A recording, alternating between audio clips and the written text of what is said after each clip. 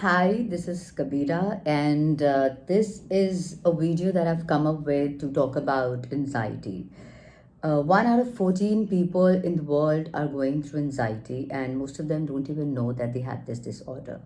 Most of the times, we think that it's a personality disorder, or it's my personality to be restless, or fearful, or stressful, and it's just these overwhelming times of COVID or child's final exams that are bringing you to these stressful situations.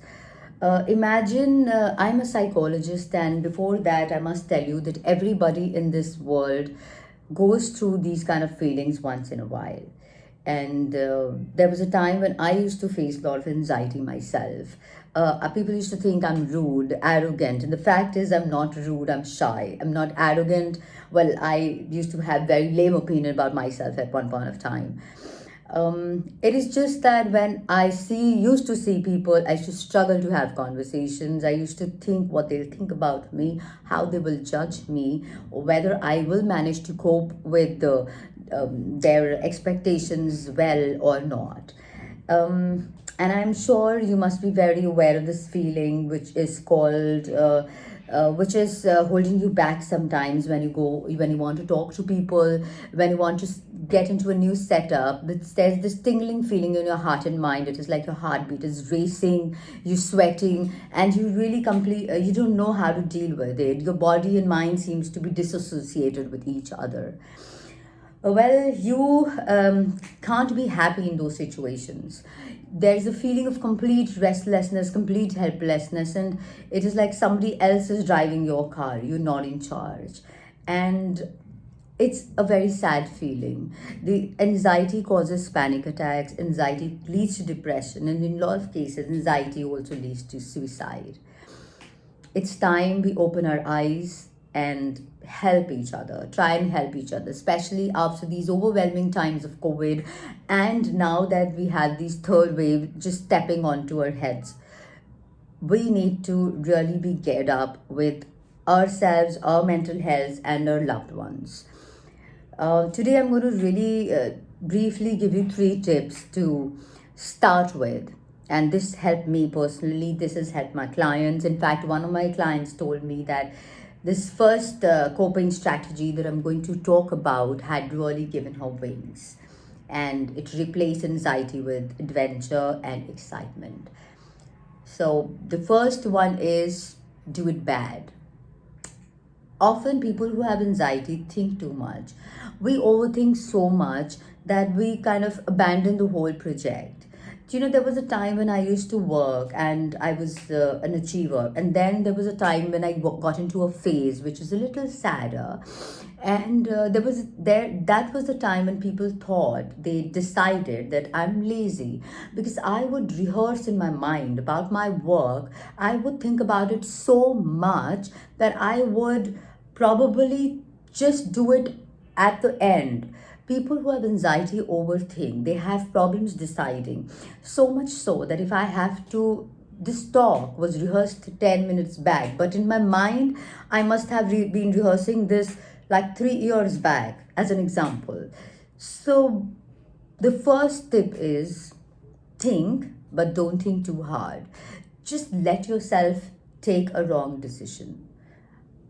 People with anxiety want to do it so perfectly that, in fact, I must tell you that often in sheer situations of pressure, they outperform the regular people with no anxiety, which means because they're constantly in a situation of pressure and anxiety, so much so that they're so used to and worn out, that when you put them into a high pressure situations, they outperform people who are perfectly fine.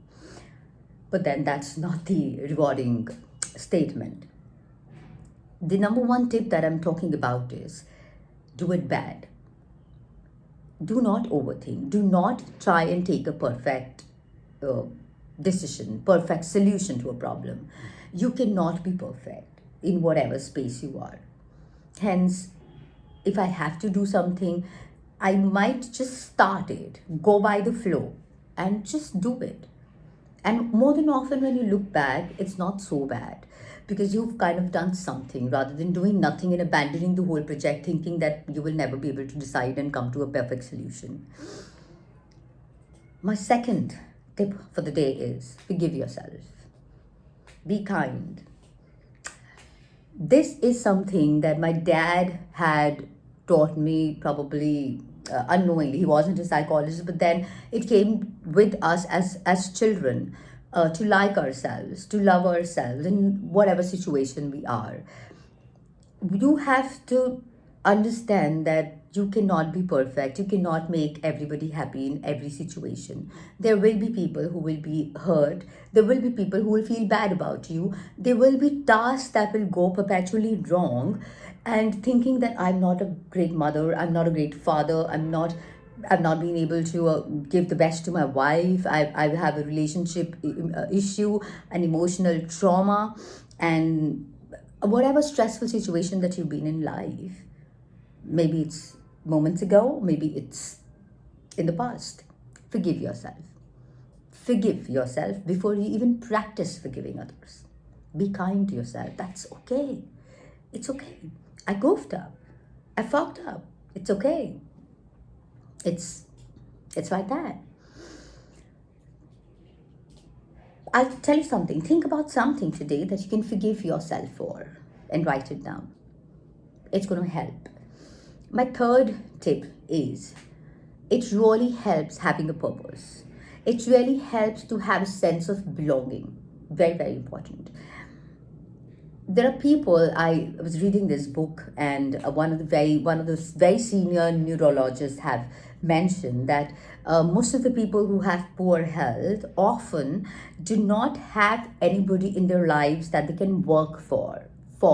Work for doesn't mean work for in terms of earning money from them. Work for means, for example, you have a child, you have a purpose, you're making something for yourself, you're painting something, you're doing anything that is going to give you a sense of belonging, your creation, your purpose, your attachment to that thing or human being.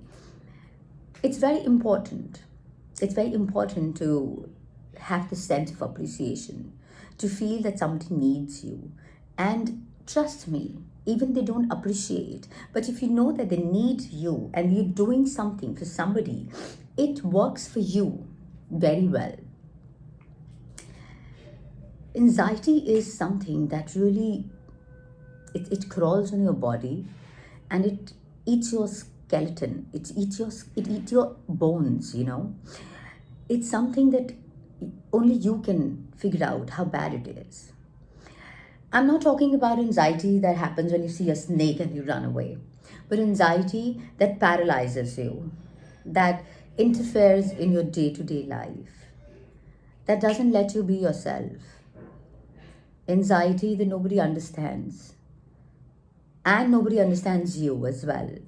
Anxiety when you want to talk to somebody, but then you think that there's nobody around. Anxiety that leads you to loneliness. Anxiety that leads you to get into further goof ups of life, or anxiety that leads you to just lying down and doing nothing. Anxiety is a, a sword that's on your neck all the time.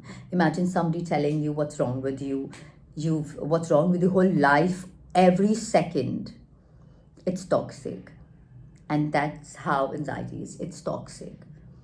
And I think we should all help each other. First of all, we should try to help ourselves. If you think there is something that's bothering you, troubling you constantly, you must seek help. You must seek help.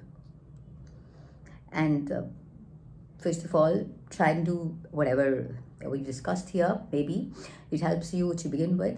One, again, just to briefly conclude it, I would say one is to do things bad. Don't really worry about being perfect. Two is be kind to yourself, forgive yourself. Three is find a purpose. Make a hobby, start a hobby, find a purpose, find a sense of belonging. You should feel warm in life, not so cold, not frozen, warm. Thank you for listening to me. It was lovely sharing these tips with you. Hope it helps. Kabira. Thank you.